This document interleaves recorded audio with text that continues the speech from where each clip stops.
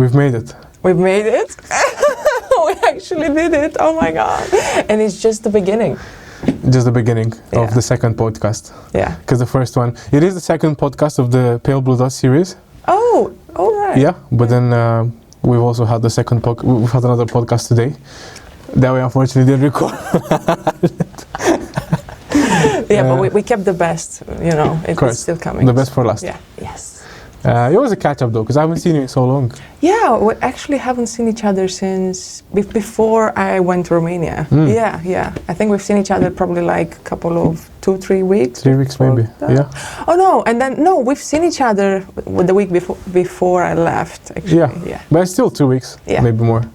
Yeah, well, my math is not mathing right now. Don't worry about it, it's fine. How have you been? Whew. Just everywhere. I've just been everywhere and all around the world, and I just been home. And it was because Easter, Orthodox Easter, was 1 week after the Easter that we celebrate in UK. So I said I really wanted to be home, be with my family, and just really experience, the Easter in Romania. It's huge. I feel like it's like the biggest kind of festivity that we have, and like holidays, and I guess it's a cultural thing, or it's also a religious thing, but it just brings people together, and I really wanted to feel that and just be right in the middle of it and just feel the love and the joy and, have all the nice food. So why not? I was like, yeah, let's do it. So I went home. It feels like you've had that, like you've experienced. Oh, I did. The community side. How did you see it from your own perspective? Like, it was so nice. I think I was happy seeing my family first, of course, as I get to travel like 2 times a year now. It definitely got better now. Before I used to go back home maybe once a year or once every 2 years. When the COVID happened, that was the longest time I've been away from them. But it was lovely seeing all the people I grew up with, and just seeing the new versions of themselves as well, and just seeing my new version with them, and seeing that it's still working, and those kind of people that you don't need to talk to every day, but when you meet, you know each other since forever, and it's like you talked yesterday, and I really had a lot of fun with them. It was really nice. Yeah, that sounds beautiful, to connect with people, because presumably you haven't seen them for so long, and then. Yeah, I actually haven't seen them. Well, some of them I haven't seen them from last year, but it was really interesting to, just be home, experience everything from like the holiday point of view. Just being a bit away from the everyday schedule from here, and I really enjoyed it. I really had a good time. It is awesome to hear, to have a break like that, and also presumably a cultural difference as well. Oh, definitely. I think this is the biggest one. And you know what I find really interesting is that whenever I go home, I feel like it's like a switch. I switch, and I'm Anna, I'm from Romania, and I can speak my language, which it doesn't happen a lot here. Like, I speak with you in Romanian, and I have just another friend, which I mostly speak in Romanian with, in English, with, because I think most of the things that I learned after I left Romania, and professionally speaking and spiritually speaking and everyday life, happened in English or in Spanish. And sí, también. And when I go back home, I start speaking Romanian, and I feel like I'm just, I'm traveling back in time, but I can also bring this version of myself, and being in conversation with the people that know me since I was, in like high school and in general school, and I don't know, it's just nice seeing everyone doing very well, and then I'm also there with them and celebrating, their winnings and what they've achieved until this moment, and how beautiful their growth is. And it's, I don't know, it's just, you can't really put it into words. It's just a feeling, I think.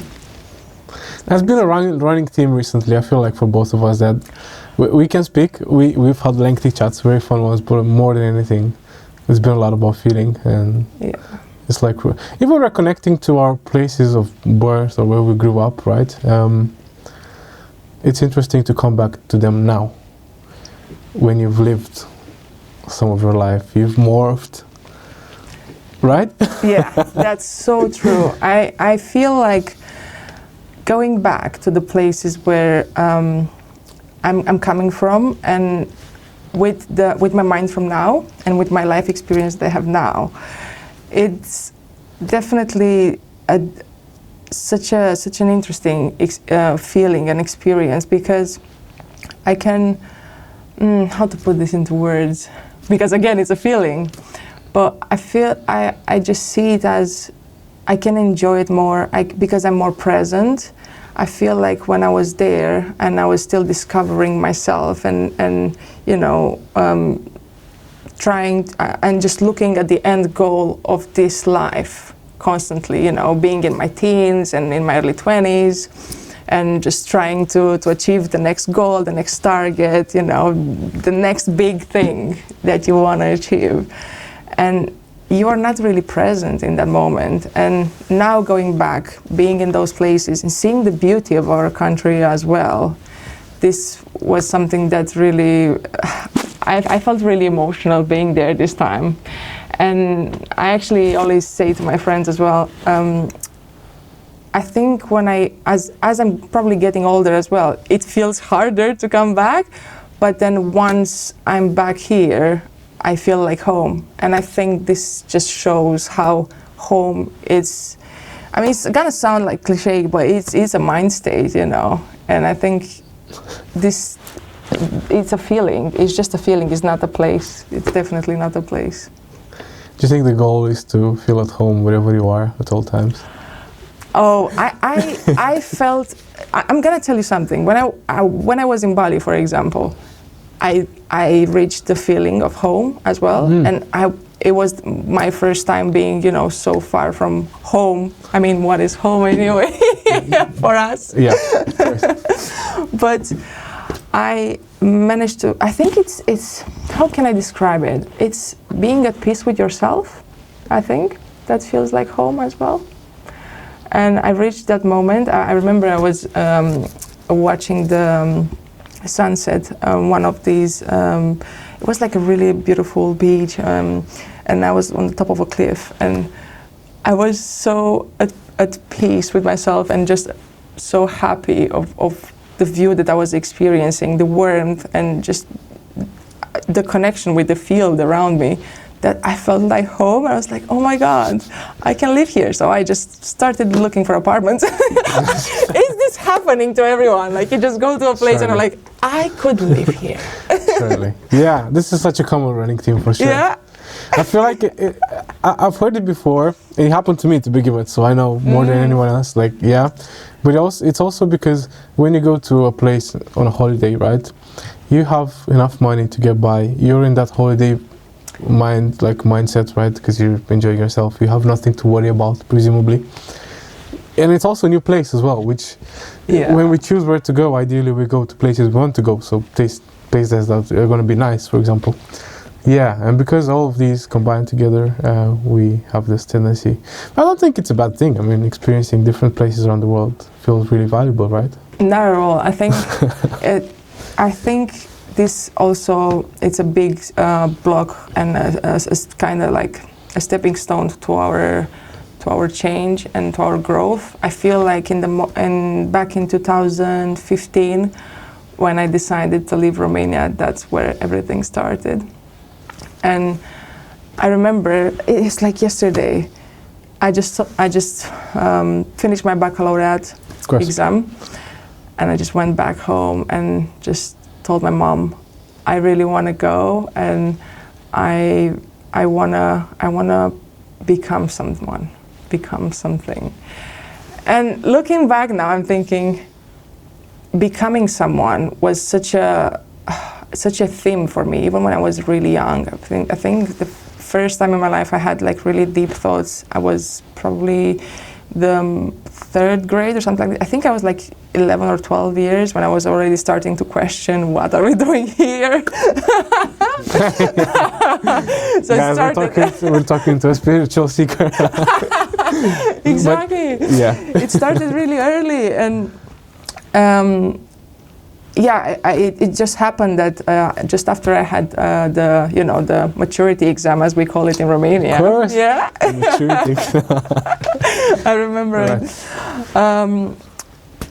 At the time, I was part of a dancing team in my city, in Galați. Your city. Yeah, my city. Galați, the city of Danube. Yes. Which is it the second longest river in Europe? In Europe, yes, it is. Nice. And, actually, Galați also has the highest faleza. I don't even know how you call faleza in English. Beachfront, but it's not really a beachfront. It's not by the sea, but yeah. It does feel like a sea in there when you go. Like everyone treats it like a sea. It's so open, and we get so many visitors now, photographers from around the world coming. It's so special. Yeah. And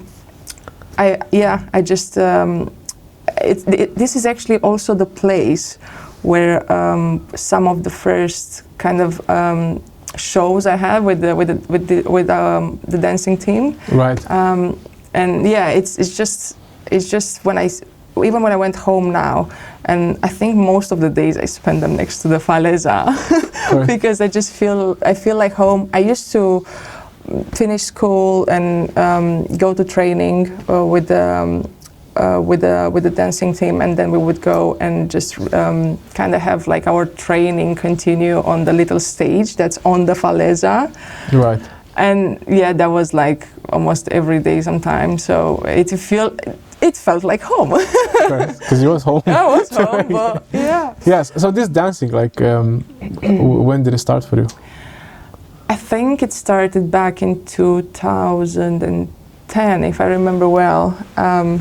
I think it's also the year where Skrillex released Scary Monsters and Night Frights, I think, if I'm not wrong. Nice.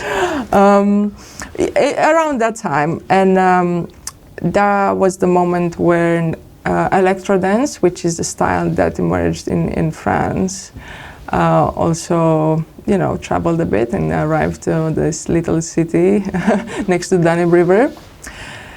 And I think also because growing up, I even, it got better now, definitely. I mean, I'm 30. I hope it got better. But I had this feeling of, I was in the emo kind of era and MySpace and everything. And I had a hard time finding my place. And you know what happens? There's other people in this, and there's other people having a hard time finding their place and their crew. Right. And these people sometimes get together. And when this happens, amazing things emerge. Or amazing dances. Yes, and this as well. And I think this is, it was around 2010 when I started, and I just, I don't remember exactly, how it happened, but I found them, and I just started going. I remember it was this kind of gym full of like really big mirrors, and everyone would go there and train, and you'd have like break dancers and hip hop dancers, and then it was us with breaking our hands to tectonic. Nice. Is that how it was called? It was, well, in the beginning it started as tectonic in France, and then later on it became electrodance. The tracks were like 128 BPM electro. Nice. So proper electronic. Proper electronic. It wasn't like a classic type of tango or whatever. No. Just like it was a combination of like voguing and tutting, if you remember the time. that was really popular. But yeah, a lot of like hand movement, and I'd say also influenced with a bit of hip hop, contemporary as well. You know, just having, you know, you have your musicality at the end of the 16 bar on the floor and just being like, ooh. But Nice. it was amazing, because I feel like that was the first point where the first time where you'd have battles, like one-on-ones. Really? Yes. Dance battles? Dance battles. Wow, okay. So this was the moment where I don't know, I could be myself for the first time, and just like showing myself to the world, you know, in a battle, in a dancing battle. Yeah, and this what attracted me, because I think I always had this fluidity between being, you know, like really feeling very deeply and being, I don't know, very sensitive, but also having the other side of me, which is really fire and loud, and being there, I could just be both. I could have my crazy musicality at the end of the 16 bars, but also, you know, do like a kind of swan movement on the floor and just be more graceful. And yeah, I felt like it combined this. And also, I need to say that the biggest and the strongest, you know, friendships being like around 15, 16 at that time, even to this day. And it's just so nice, because I still, you know, luckily having social media for this as well, and I can see all the people that left from this little gym with the big mirrors, being all around the world and doing beautiful artistic things, and it's so grateful just looking at each other, and yeah, we actually made it. We always made it. That's awesome, really. Yeah. To just look back, to know that you were, you know, I feel like this is fascinating. I was thinking about high school, people in my high school as well. You think about the fact that at one point we were all in the same place, in the same, at the same time, in the same place. But then 10 years later, you see that people have moved. Maybe we have a girl from our high school who lives in America. Like, it's so far away, right? Wow. Like, yeah, it's across the ocean. yeah. A lot of people some people from my school maybe have been to Japan. So you think like they've literally been like in a lot of places and around the world. Yeah, maybe the same with you, right? With the people from the dance thing. Yeah. So was it a thing you would do after like high school, or like after your lessons? So we had a friend that was already working in Palma de Mallorca, and they were kind of doing. I think it was the beginning of every season, the beginning of the year. They would search for dancers and. To bring to the hotels. Like, it was like a hotel chain, and I think all our team went to Bucharest, and then we had kind of like how you call it. We would just prepare like a little moment, and from there we would find out if we got the job or not. Sort of. So like a trial. Yeah, it was like a trial. Yeah. Interesting. And luckily, we almost all did take it. Nice. Yeah, and I think we just left after probably 1 or 2 months later. Yeah. After the trial. Yeah, after the trial. Yeah. This would have been after your high school exam, after, right? Yeah, after. I think it was the end of February 2015 when we landed in Palma de Mallorca. Wow. And imagine, from that little Danube city in Galați to palm trees and island, and for me it was just insane. I just couldn't believe this is real life and I'm getting paid for it. That sounds awesome, to be fair. How old were you? I was 18 and a little bit. So at 18 to be just like thrown out into Palma de Mallorca. That must have been really interesting. How did you feel it? I felt like on a constant drop of a future bass track, which was really popular at the time. I was listening to a lot of future bass, and I just felt literally I was on, very high spirits, and just experiencing everything. The new smell of being on the island, hearing a different language. At the time I wasn't speaking Spanish, but because our language is Latin as well, it was pretty easy to kind of understand a couple of the words, and everything gradually became easier later on. But just knowing that I am there, I'm with my friends, but I'm also for the first time somehow on my own, without, parents and someone to check on me or just make sure that I had food, or, the usual stuff, and just take care of myself, and also starting to have responsibility, which was for the first time in my life at this level, like being employed for the first time. Right, yeah. It was incredible. It was such every day was a new moment and a new opportunity to learn more and just to become another version of myself. Not at the extent that I feel I can do it now, but at how much I could understand from what I was experiencing at the time.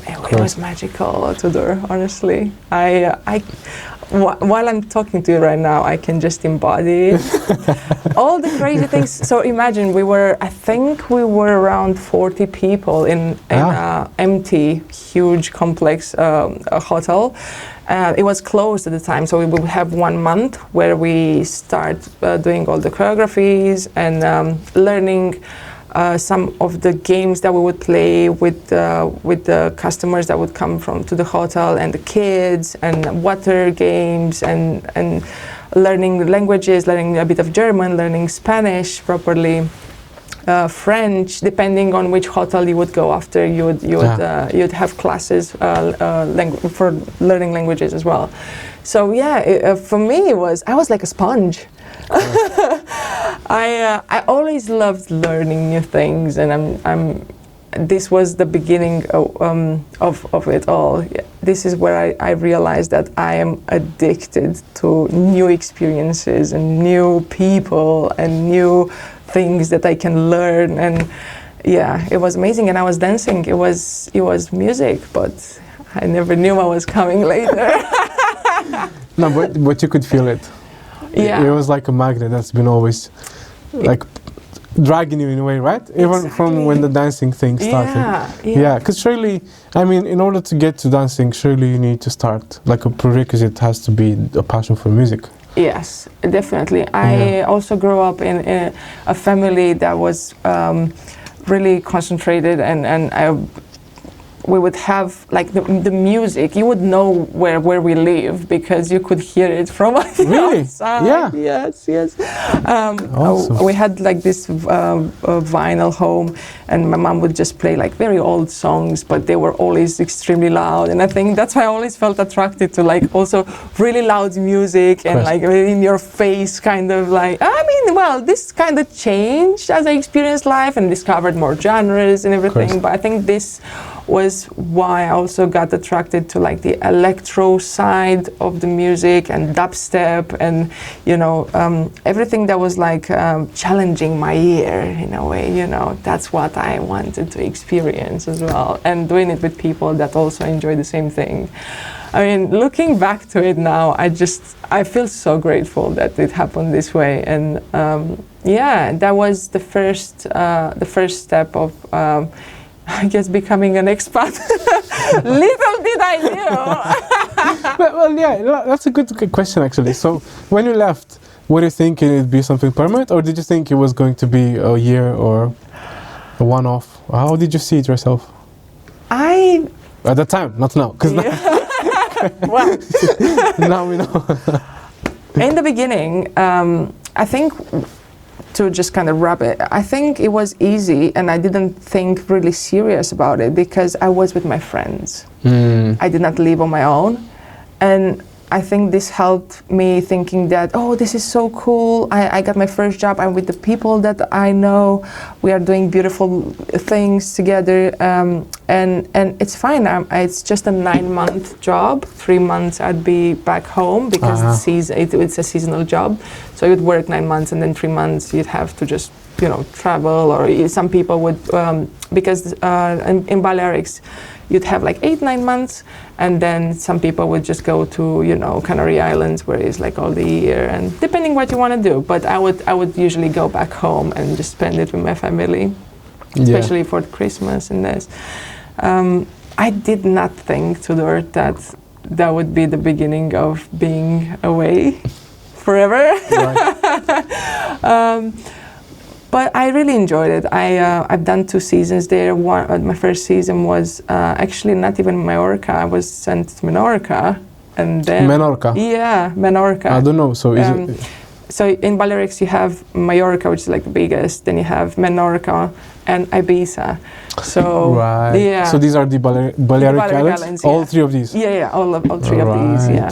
So my first year, it was so shocking because it was one hotel that wasn't in Majorca, and I just couldn't believe that. Oh, great! I'm also away from the people I know now. Oh, so that was your first year. Wow. I was put with one of my friends that was already there, and it's good because I still had someone actually from my neighborhood. Just crazy. So really? I was in Menorca with someone that grew up in my neighborhood, also a dancer. Nice. And I was grateful that I still had someone that I can, you know, feel home a little bit, but also with other people that we met at the beginning of the season as well. And then the second year I worked in Majorca, in Calador, a beautiful place.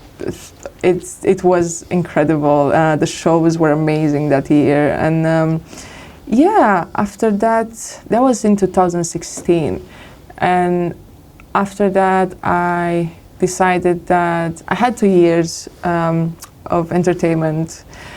You know, it's great. Whenever I remember talking to some of the customers in the hotel, and they were like, wow, it's incredible. You are just living here. Sun is shining every day, and you get paid to have fun, basically.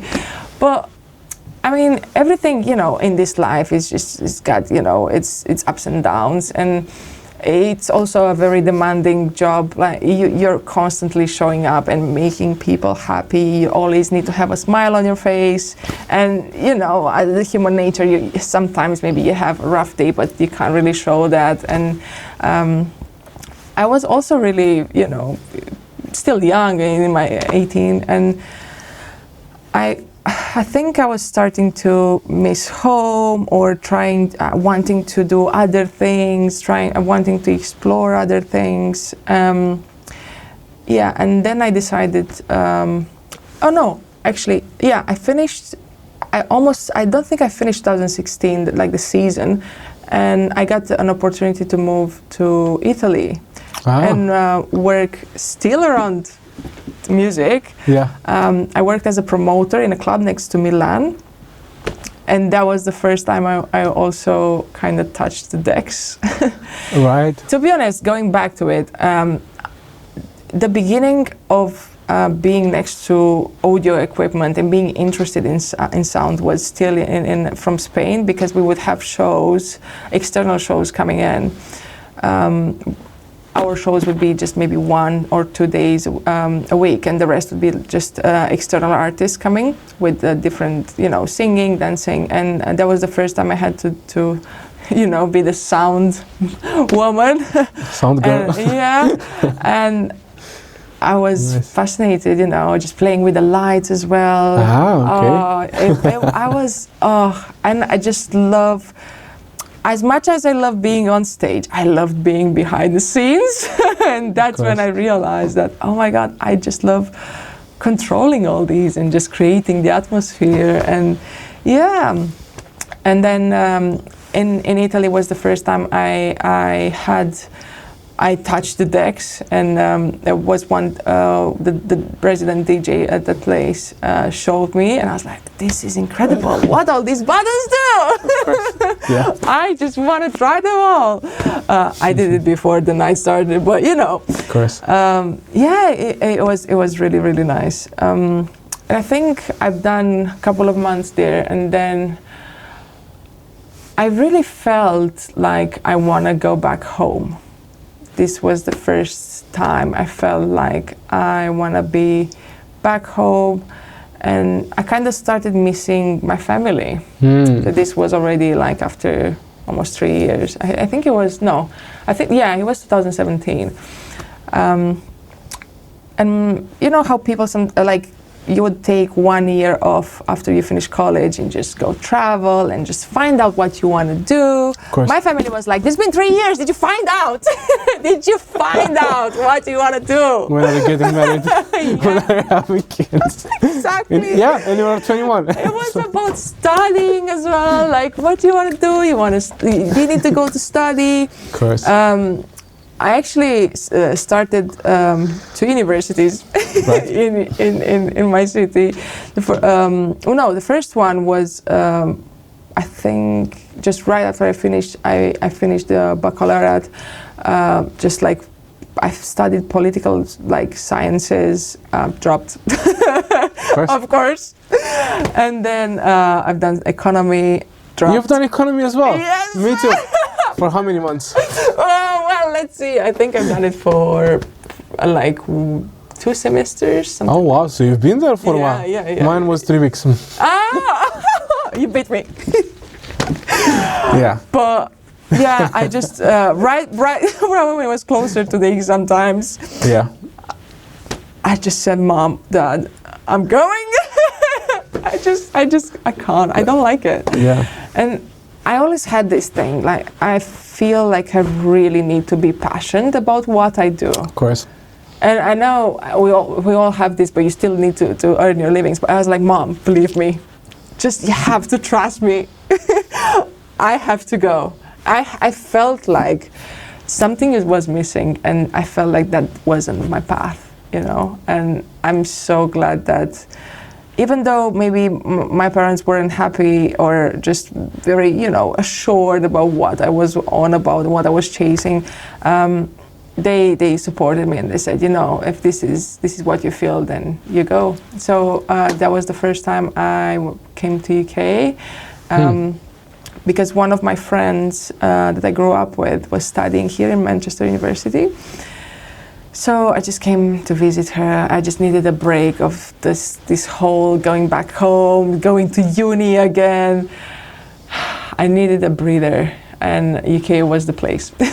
a breath of a fresh inspiration, so to say. Oh yeah.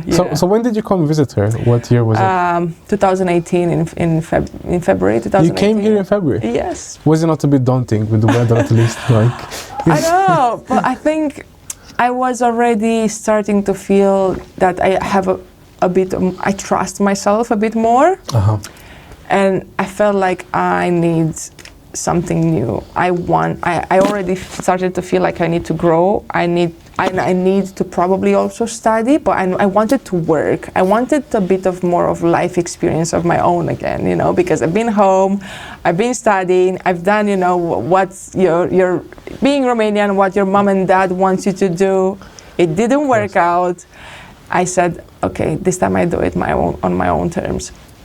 And I remember I came here with, I think I had like £400, which lasted me probably for like a month. Wow, that's impressive. I know, it makes you think, because those now it's really, I know. Now maybe a week and a half. Yeah, exactly, yeah.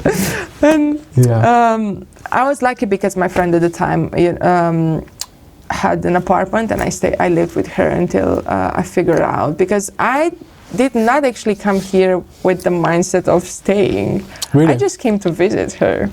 In February. Oh, so it happened at the same time as you came to visit? Yeah. Is that when you realized I might want to live here? I just realized. Right. But the realization came when the £400 finished.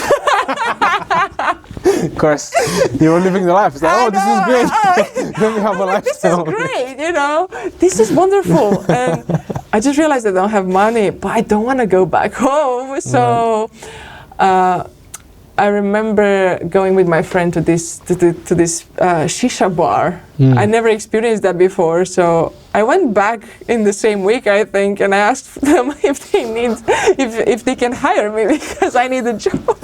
because I spent all the money in that bar. I was like, okay. They felt guilty about you spending so much money, almost like they were indebted to you. It's like, go on. Come on then, go on then.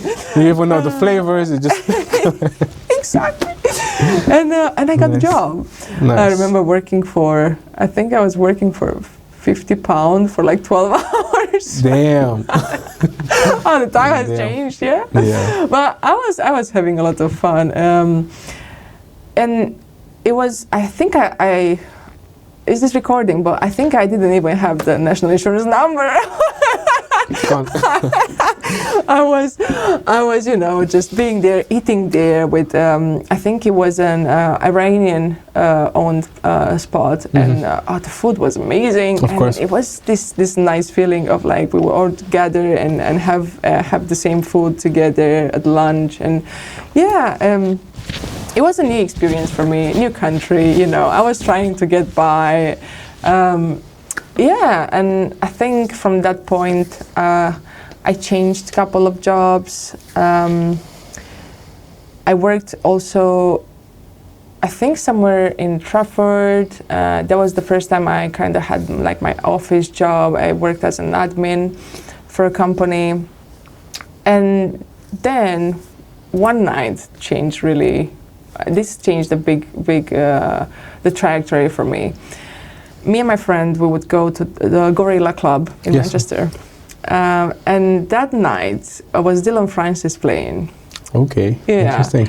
It was quite interesting. I went just because I needed, a night out, but it was also my first club night since I came here.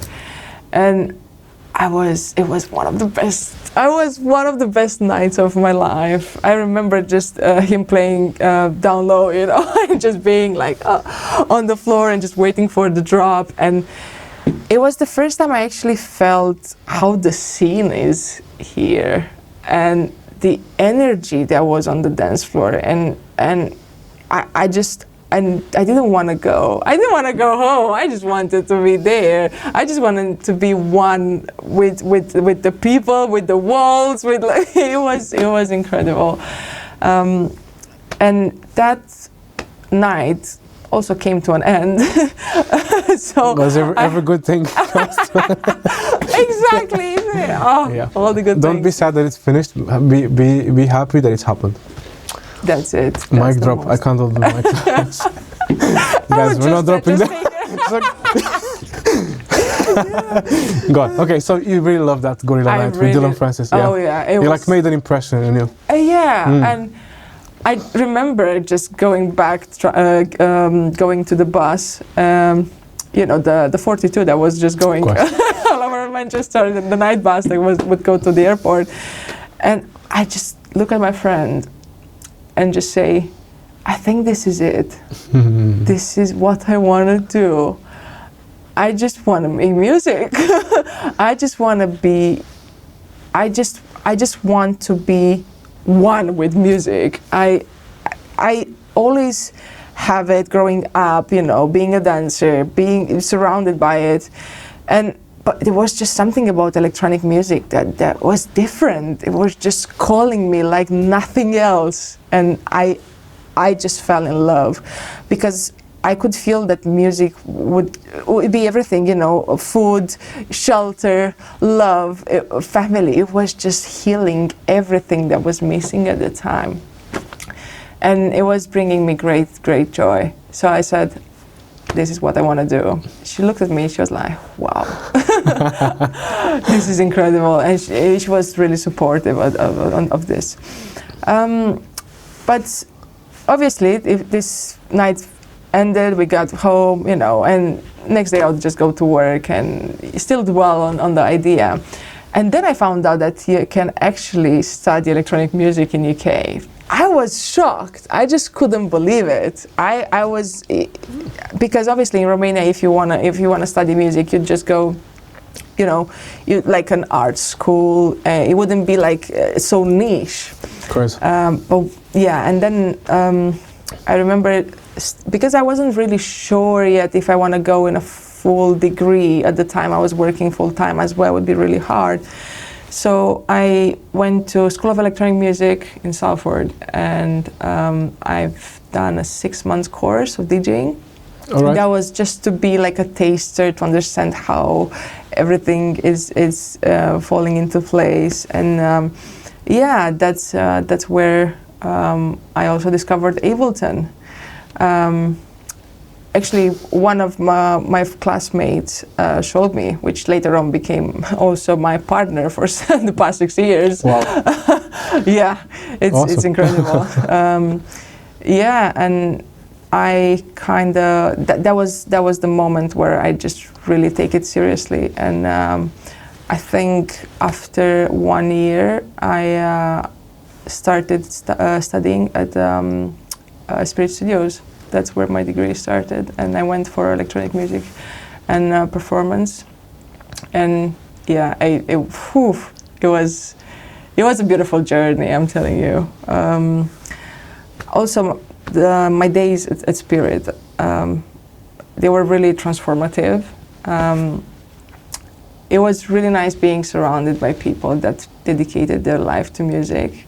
I mean, I remember telling my mom and dad what I'm doing, and just trying to explain that I just decided to just go and study music production, and they would be like, okay, it would be just another thing for them. But at this point, they would be used already. It's a phase. It's a phase, But it wasn't. It wasn't a phase. Or maybe it is, but it's a long phase. It's like exactly. Maybe a lifelong. It's a lifelong phase. What is a lifetime anyway? We'll go later. Let's continue for now. Spirit was such a great place. I've had amazing teachers, amazing colleagues as well. Oh, lovely people, and I was doing all this while still working, because obviously being a European student, you still need to complete your hours. So I was always between just living far outside, like on the outskirts of Manchester, and working at the warehouse project. Awesome. I know. I mean, the biggest club in the world. Yeah. A big thing for Manchester, actually. It is. That sounds. I think this happened after Printworks got closed, because I think Printworks was bigger in London, Right. and then Yeah. Awesome. and then Manchester got the title after it closed. Nice. So it was. Those 3 years just went by like this. So you can imagine, like, weekends, and I'd switch between working. Sometimes I worked also in the airport at the time when I was a student, and then I'd have my 3 nights working at the warehouse project, then having uni work, trying to have my own life as well in the meantime. It was just crazy. And you had the relationship as well. A full-time relationship. Exactly. Awesome. You were working overtime in your life. All the time, honestly, all the Nice. time. But looking back, it sounds like I can see the passion in your eyes, and like it sounds like there were so many nice things that happened, and in so many different areas of your life, right? So many things. I think also even being with someone that has the same path, I think that also changed me a lot, because it was great having that experience and just walking the life next to someone that also dedicated their life. Amazing, even to this day, amazing artist, and I'm so grateful we met. And as with everyone that really entered my life, and I think we are, the mixture of all the experiences and all the people that come and, leave or take something, and this what makes the life experience really special. All the people that we meet, all the experiences that we have, and just being ready to learn from all of them. Sometimes it happens that you do the same mistake, once, twice, 3 times until you learn it. And sometimes we meet people that change our lives and that changed our trajectory, But I think that's really important, and you really need to kind of accept everything and just kind of allow yourself to experience all of these and be patient, because the process, it's a beautiful journey. Even though sometimes it might be hard. Sometimes it might involve breakups and stuff. No, I love it because I could really identify myself in your story, in the sense that I have had myself roughly a 6-year relationship.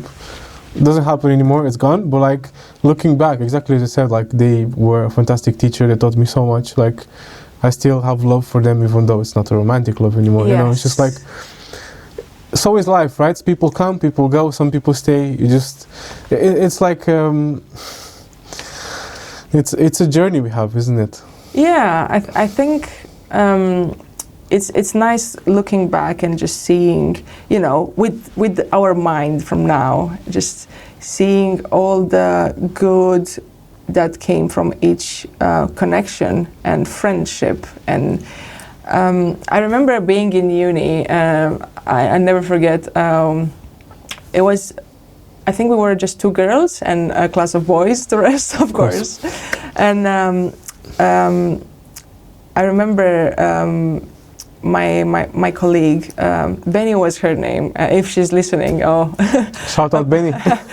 She was amazing, and she taught me something. She told me something really that stayed with me, because at the time I was still trying to figure out life and myself and relationships as well. And she told me something really interesting, that even the moments I would spend with her, she said, this is just an exchange. We were just exchanging energy right now. And I remember I went home and I was thinking, wait, what?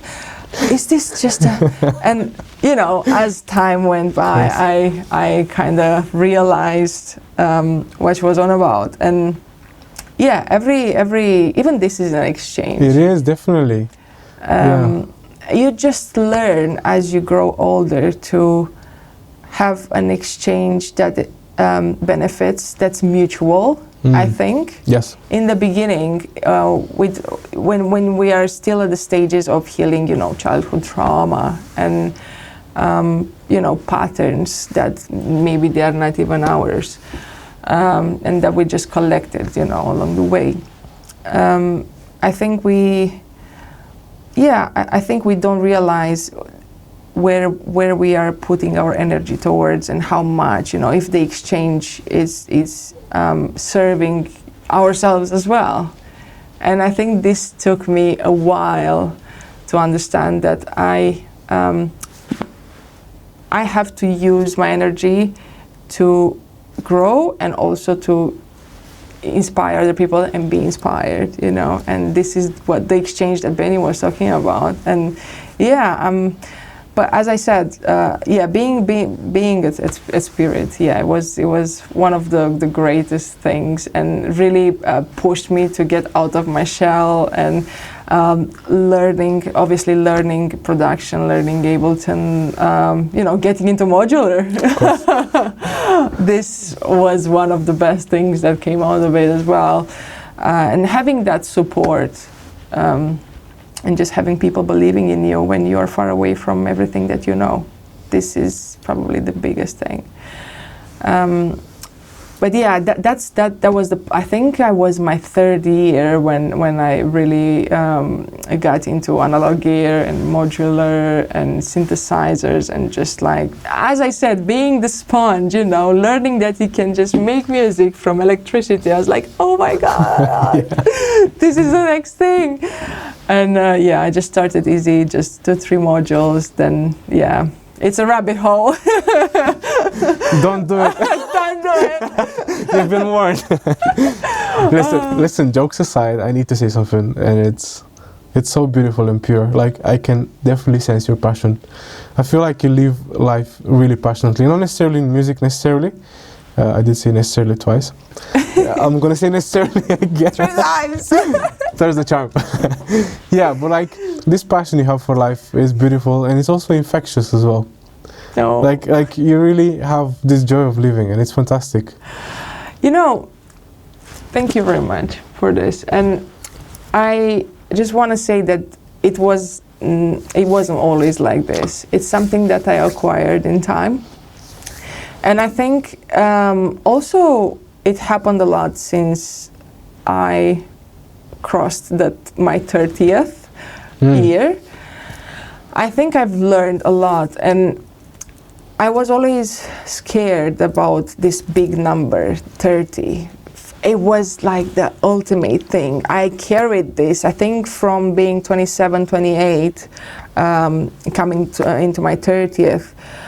I was so shocked that that number is gonna change, and you know, I think I'm not sure, but I think it also had something with the way I grew up and thinking, you know, being back home, you're 30, you know, how life should look like. What are you doing with your life? What are you doing with your life? You know, I'm following my passions. What? But that's valuable. Exactly. As I said, I always had this crazy thinking that anything is possible. I really do believe to this day that I can do anything I put my mind to. I don't know, just like blindly believing that everything I want to achieve is gonna happen, it's gonna find me. Because sometimes if it's not exactly how you portrayed it, it's gonna morph into what you need. And when you're ready to receive what you need and you incorporated all the shadows that you maybe revoked a lot of years in your life, that's when you start to also notice what you truly want to do, and you start attracting it. So yeah, it's a beautiful realization, and I don't know if it's part of like being, you know, the woke movement or how people want to call it, but I think just this love for life. Just be patient, you know, just be patient. And I think one of the biggest lessons that we need to learn, that I learned, and I think everyone that experienced this will understand what I want to say, is just letting go. Because I think we are, you know, we get really attached and we think we own things and we want to, you know, achieve, you know, maybe material things or just love or just attention, being, I don't know, a certain level of skill set. But I think once you let go and just let life guide you, you will reach exactly to the point where you need to be, and to the most real version of yourself. You know, everything happens for a reason, and yeah, it's just beautiful to have this life experience. Honestly, I just live for it. The gratitude is evident. It's almost like a field, like a magnetic field. You know, like the Earth has its own. I want to say aura, but it is an aura. I'm sure people can even sense it. It's true though, and it's beautiful. I mean, we talked about the fact that maybe there was some pain involved to get to this point. Yeah, I think we all experience pain in different shapes of forms. You know, I think. I think it started with growing up and having this feeling of not being good enough, which I think is a big topic in everyone's life, especially if you're a millennial as well. I think it's just, you know, trying to make, you know, your family proud as when you're starting being like a teenager and starting having your own realizations in this, and then, you know, kind of balancing that with what you want to become and your internal voices and the experiences, and then how your friends see you, and just trying to kind of like fit in. And as we discussed earlier as well, I think also it's really important that we listen to what we want to do and who we want to become, because I feel like all my life I tried to be, because I had this trauma of not being good enough for, you know, for maybe family or you know, friends or whatever. I always changed and tried to be a people pleaser and try to fit in everyone's shape. That was, you know how with every person you kind of wear like a different mask, you're a different person. And that was detrimental to getting closer to the most authentic part of yourself.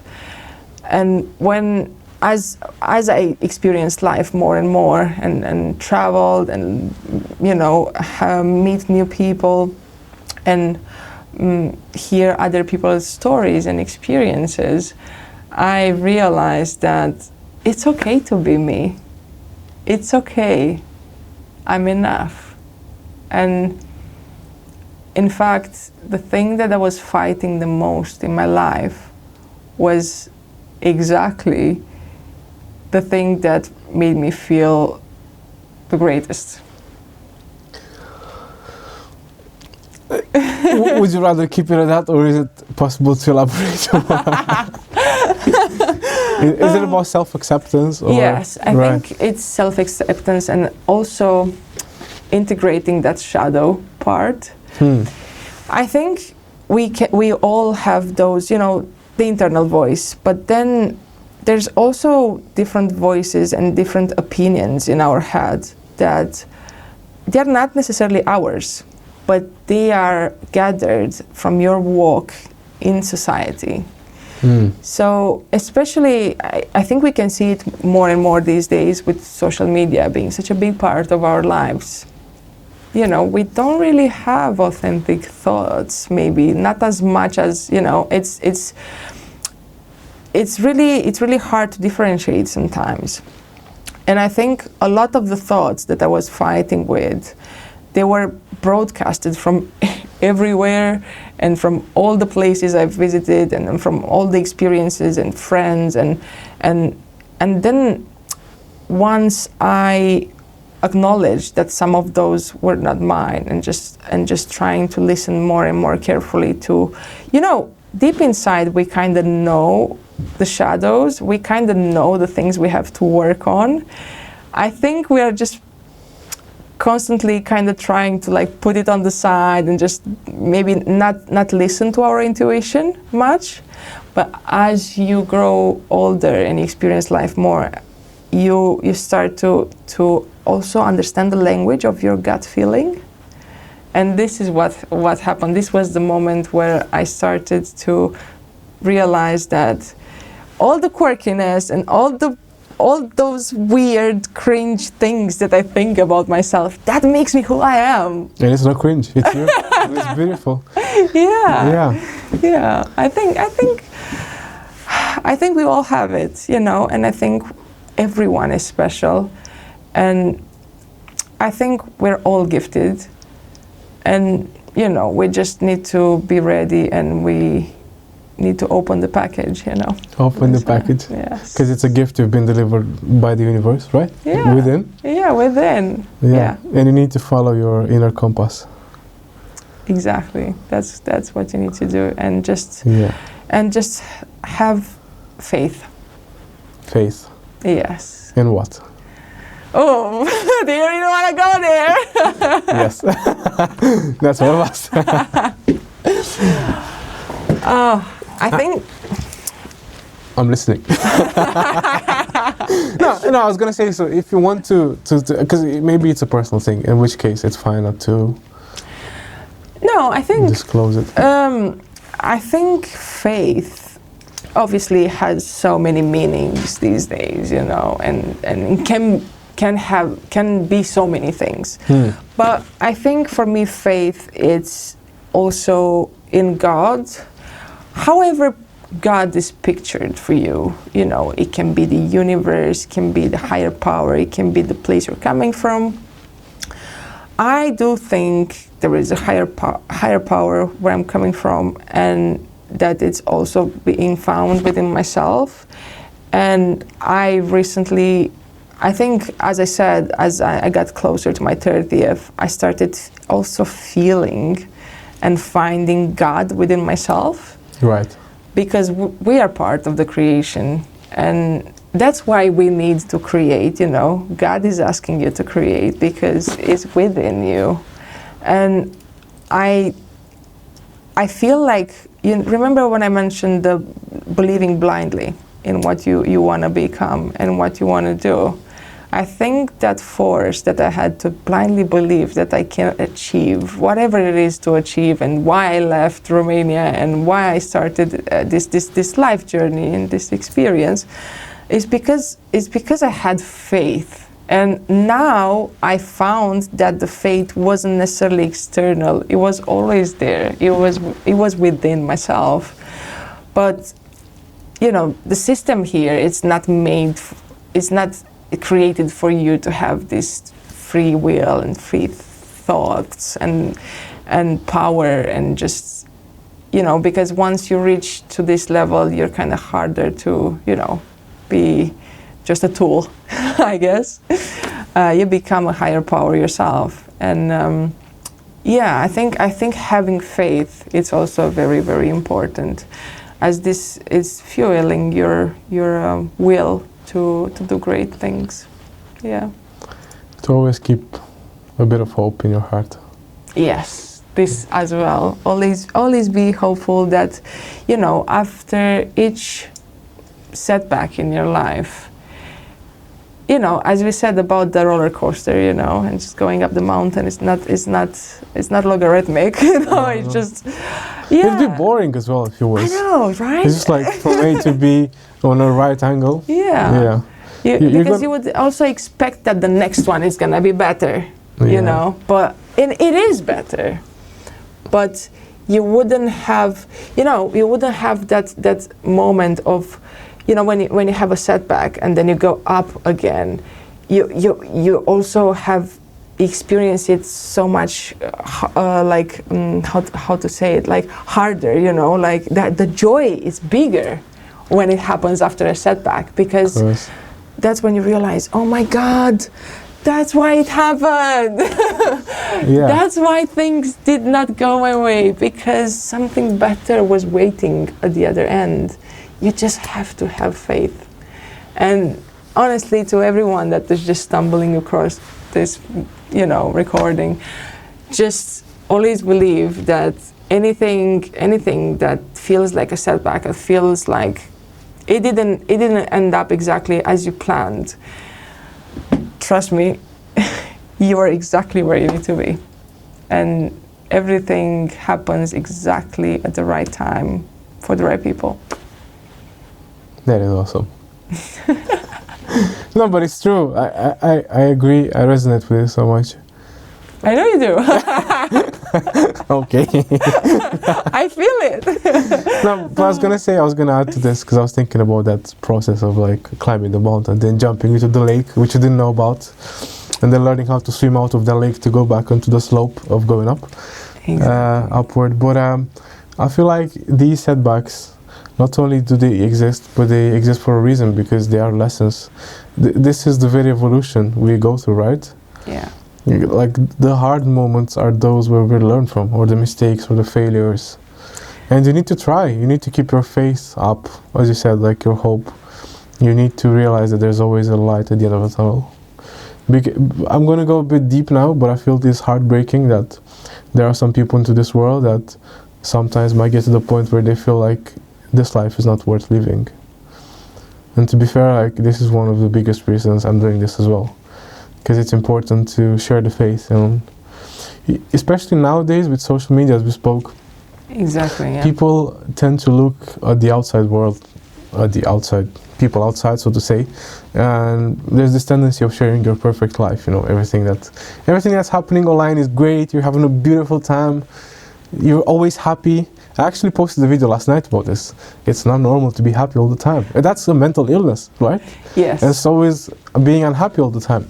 It's about being content. It's about riding the waves, Sometimes you're going to have good times. Sometimes. Tonight, for example, tonight the podcast was great, right? We're having a great time. We're a bit on the up. Yes. Maybe tomorrow we'll pay the depth of this. We'll be a bit down.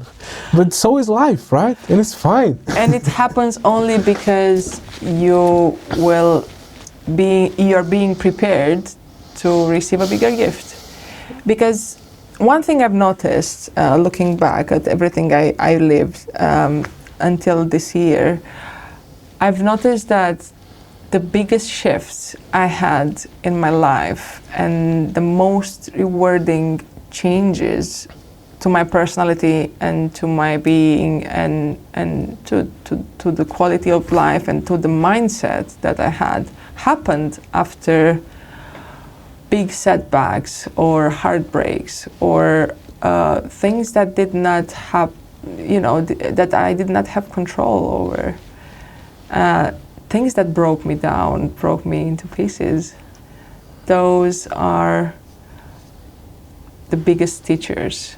And whenever, I think I mentioned this before, whenever I wish for something now, I'm not asking the universe for the end goal anymore, because now I feel like I'm so excited about the process, about the experience, the human experience, and just being alive, that I'm asking the universe, whenever I do pray,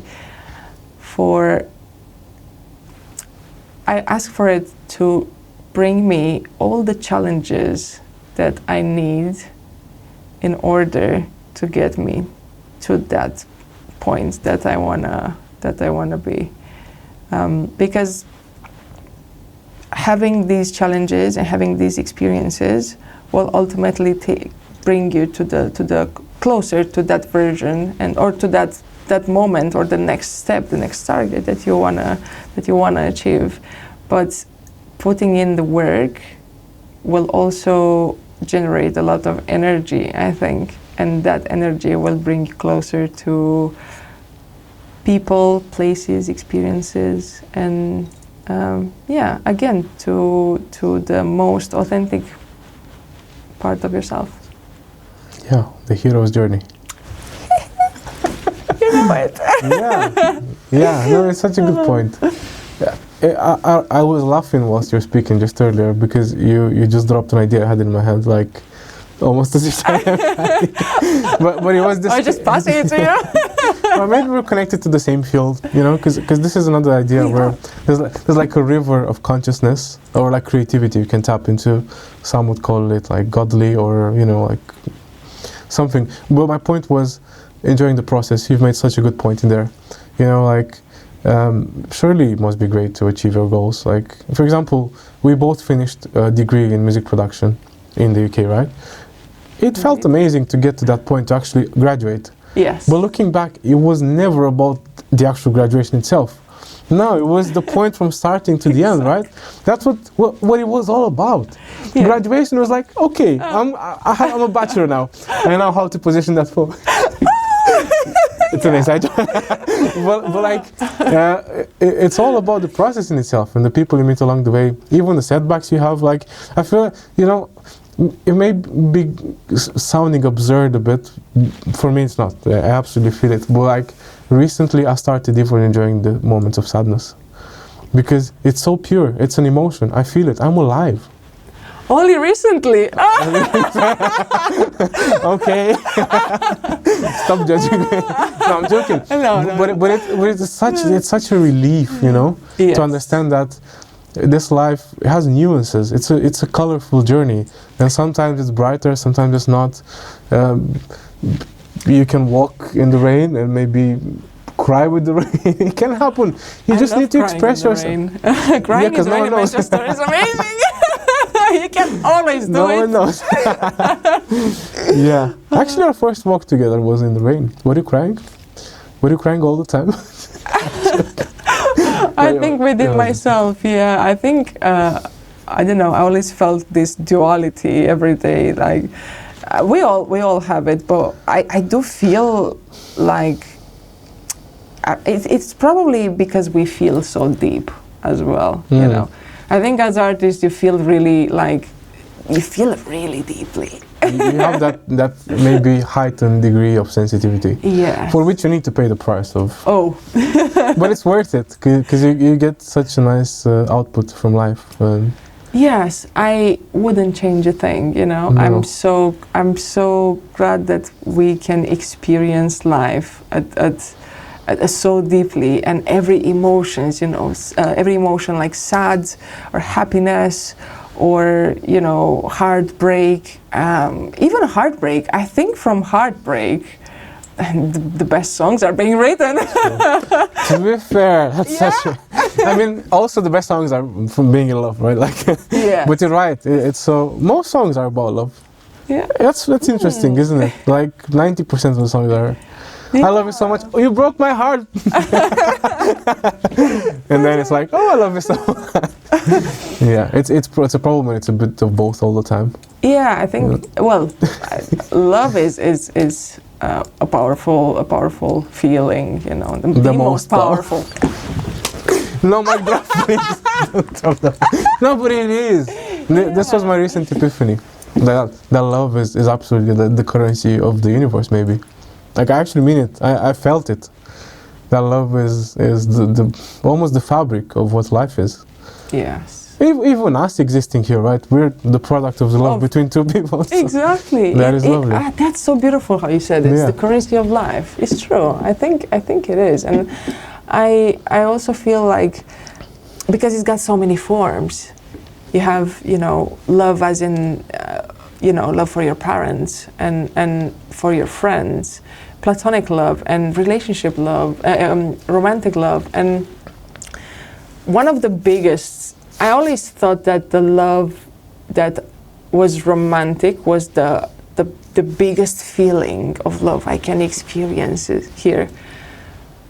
But this was until the moment I experienced love of self. That's when everything changed for me. Not from an ego perspective. Not from an ego perspective. Just the self-love and the self-acceptance and allowing yourself to see, yourself exactly how you are and love yourself with all the flaws and with all the quirkiness that makes you who you are. And that's, I felt like when I felt that first time, that gave me such a big shift, and I can clearly say that it affected all the aspects of my life, from just from everyday exchanges and relationships with friends, or the way I see life, to normal work everyday challenges. I feel like love for self and finding God within yourself, it's just love for God, love for you, for yourself. It's everything, and it gives you that power of you are never alone. You're always held, and God is always with you, and is within yourself as well. And I think that really was the shift moment for me, where I felt the power, and I felt how all my life just changed and the perspectives changed, and I finally found trust within myself.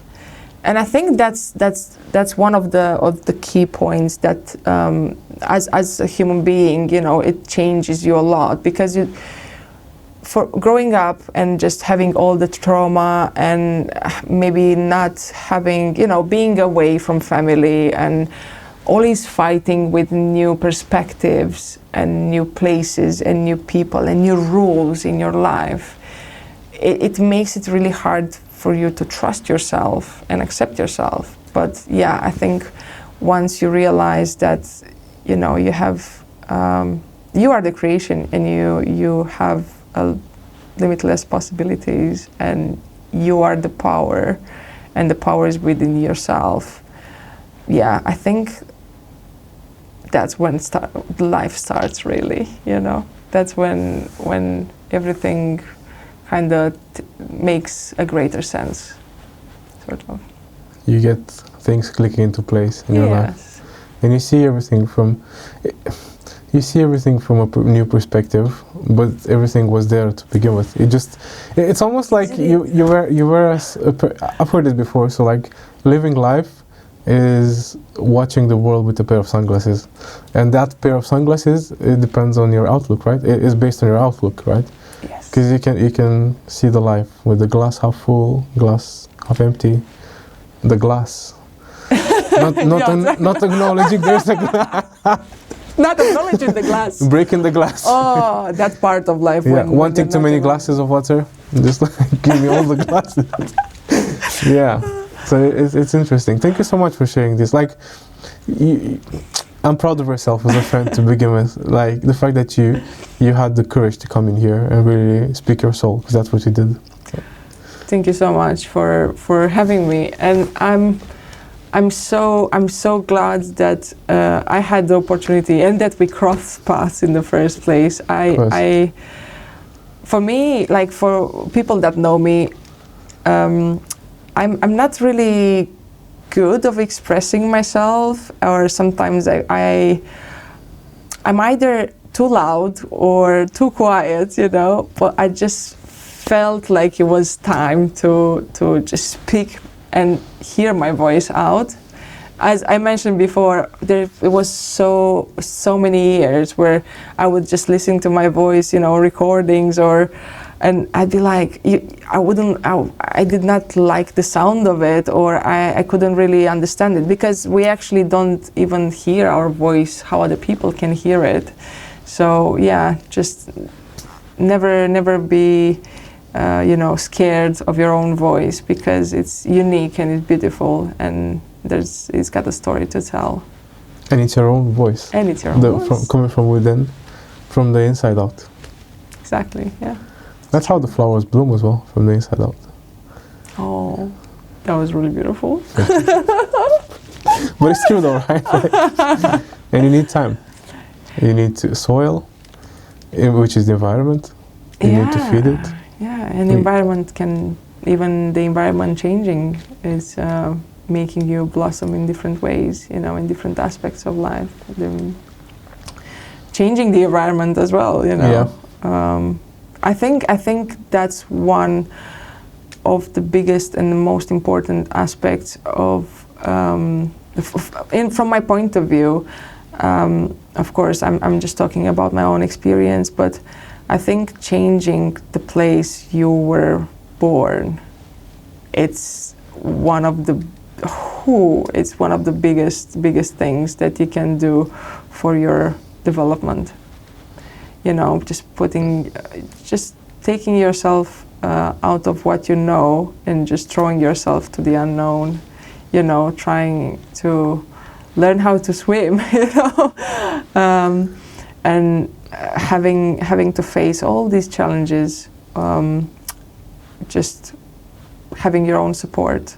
That's the only way you can find, you know, the love and the trust, and yeah, the God within yourself.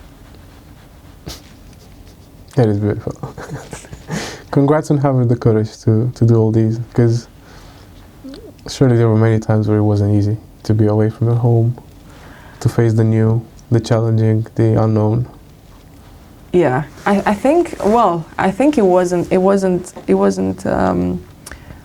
easy, and this is what made it so special, because for me, one of the happiest moments were, you know, the graduation. I finished uni, I finally graduated.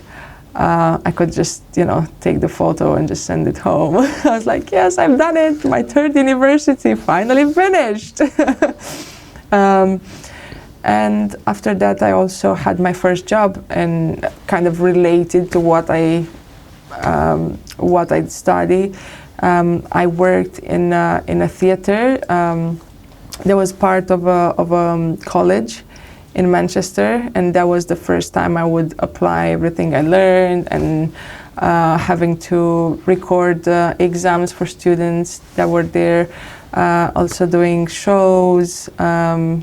It was the first time I kind of dabbed into lighting before when I was working in entertainment, but this time it was my responsibility totally. So it was so cool creating these shows as well.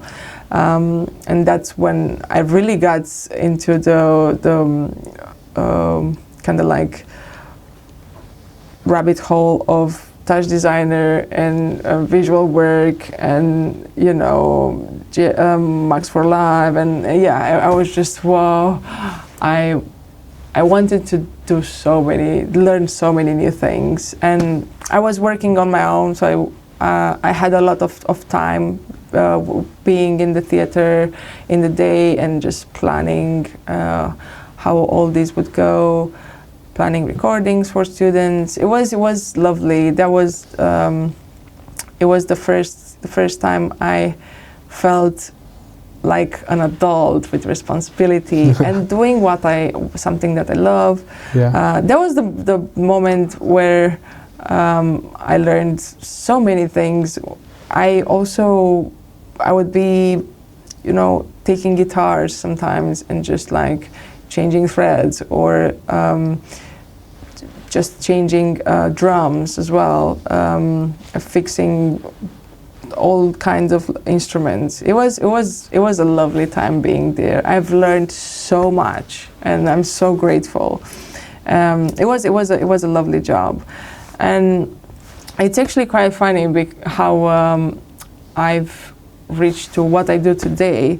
Because at the time, I wasn't really looking for another job. I was really content with what I was doing, you know. I was never interested into being like extremely rich or having a certain amount of money. For me, if I was doing what I loved, and just being surrounded by musicians and just being surrounded by gear and music and, you know, learning new things, that was just feeding my ADHD already, so I was so happy. And I remember one day, I've seen an ad on LinkedIn from this company that I would be so crazy in love with when I was in my years in uni. Wow. I absolutely loved their products and everything that they were working on and releasing, and I just said, okay, I'm just gonna apply. I mean, what can happen, you know? And I didn't think about it much after. And well, it turned out that they actually reached out to me, and I ended up getting the job that I wanted at one of my all-time favorite companies. And yeah, I was shocked at the time. I remember the day I got the answer. I think it took like 4 or 5 weeks of you know, interviews, but I just cried. I was really, really happy. I couldn't believe, because, and this also shows that when you really let go of things, they will come find you, you know. I didn't put like a lot of pressure on it. I was already really grateful with what I was doing. I was really happy, and I wasn't looking for something else at the time. But then, you know what I noticed? Whenever you think and you thank the universe and you say that it cannot be better than this, that's when you're gonna get surprised. Right, so the universe is like, oh, no, wait. Yeah, but that's beautiful, because it speaks to the gratitude, right? Because you're grateful, it's like, this is amazing. And then life is like, well, it can go even better, but you're gonna get the better. This is with the Bible thing, where it says, those that have will be given more, and those that don't will have even more taken from them. I had this epiphany last night. It's about gratitude. It's not about money, because it's so easy to see it as money thing, right? Like, why would they give more money to people that have money? No, but it's about gratitude.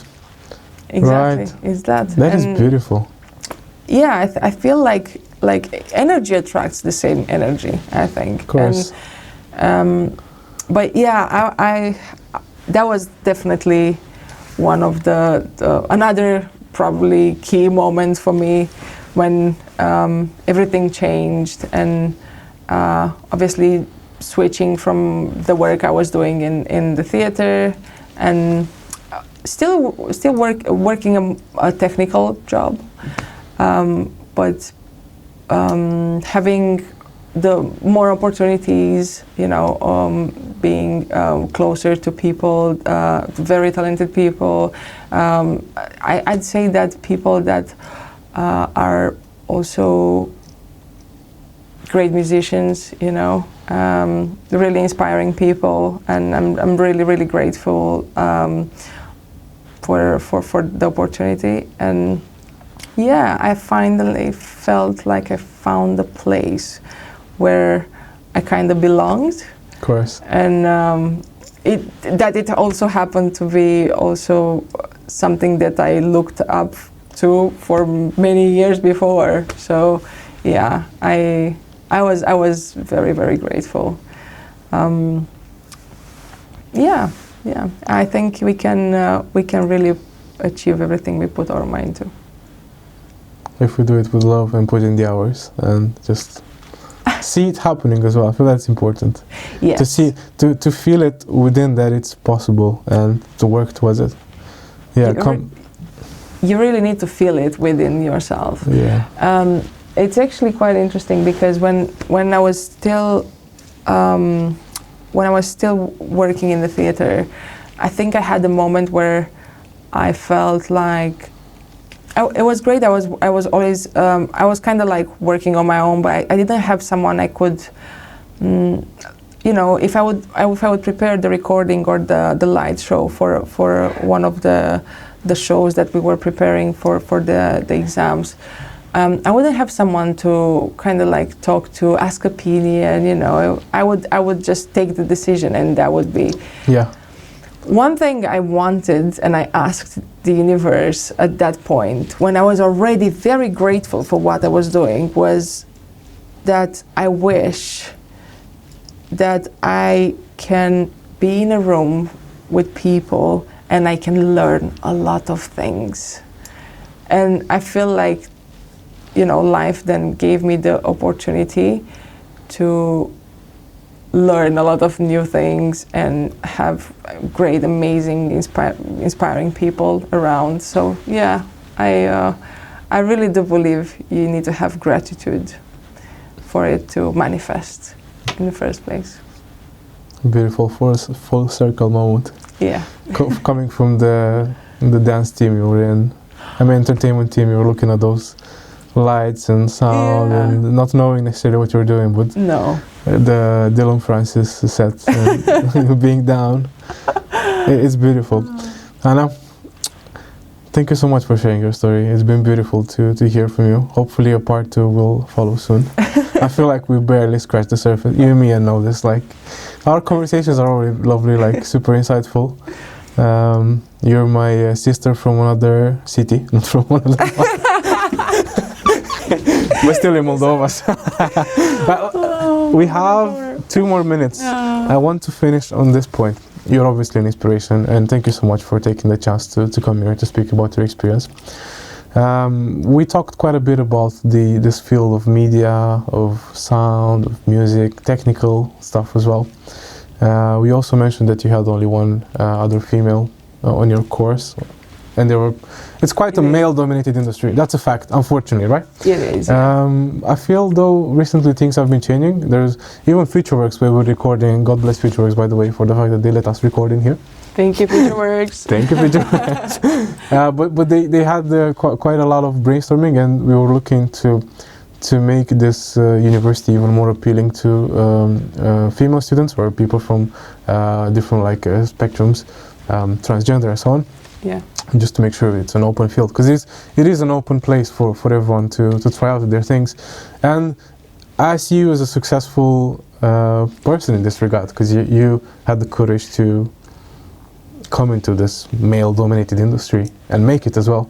So lastly, I want to ask you, what would you advise people in your situation maybe that think about trying to pursue it but maybe don't have the courage or... Oof.